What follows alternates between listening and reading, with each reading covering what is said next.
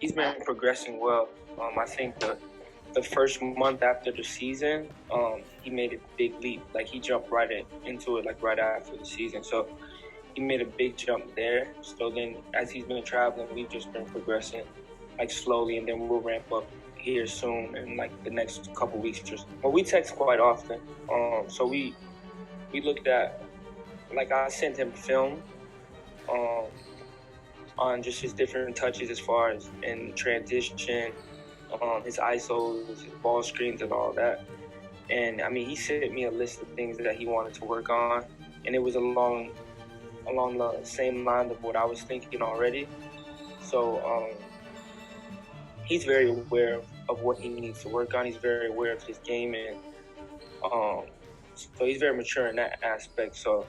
And I watch every single game like live, and then I'll go back and watch sometimes. But it was an easy conversation. Which I mean, every conversation with Scottie is a completely different player. And I mean, that's been who he is every single summer that we've worked out. He just gets better and better and better. So right now he's way better. Like the workout that we had 2 days ago was the best workout that he's ever had.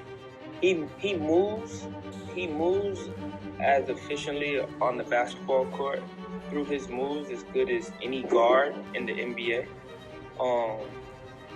My point of view is that there's nobody his size that can move like the way that he moves on the basketball court with the ball. So his handles and footwork are like crazy. They're already really good, but now it's amazing. His jump shot is really coming along. He's way more consistent with his jump shot. His mid post, like turnarounds both ways, those are like he's gonna make a lot of those are gonna be like his money shots. Especially when he gets switches on smaller guys. So I think he'll just be able to get downhill a lot easier than he was, and he put on like 10 pounds, so he's like 235. He's like 235, like 6% body fat, so he's like the perfect, like he looks like a creative. I think he's just got to continue to be more aggressive, because you'll see times in the game where there may be like 6 or 8 minutes where he doesn't like make an attempt to like try to score the ball. So if he, like I said, like he's just such an unselfish player that he should always be aggressive, because he's gonna draw two, he's gonna make that play. So, but then you'll see like there'll be slots in the game where he scores like 8 straight points, and then you're like, everybody's like surprised, but that's something that he can do on the regular. But he's just got to continue to stay engaged and stay in that mode. I think he could rebound a lot more, and that's an energy thing. I think he could do a much better job on defense. Like still, from my standpoint, he got a lot of steals. He got a lot of like deflections and stuff, but that's not a clear indication of like, you know, playing defense. I think he can. I think if he like now that he really understands like as much wear and tear that the NBA season is gonna be, he can put more effort into like the defensive end, and just be more involved on his catches. A lot of time on his catches, he's just like reversing it and just try to attack more and then create the play, whether it be him shooting it, trying to finish at the rim, or making a play for others. So I think he's got to continue to stay in attack mode, and continue to get downhill, get 2 feet in the paint. And free throws are big. You know, I think he was at like 73%. That was probably what we were aiming for. But if we get to like 80%, that's going to be a good number for him scoring forward. So I think those are the main areas that I'm looking for him to. He's going to be way better next year. He's not the guy, you know what I mean? Like he's not the main guy on the team. So he could average 12 assists a game. He could average 25 points a game. You really never know. Like he's that unique. But I think he's going to have a much better season. I think they're going to make a deep playoff run. And I think he's going to be a major part of it. I think this year it's going to translate more to like winning games and winning games late. I think they had probably like 10 games that I watched that they probably should have won.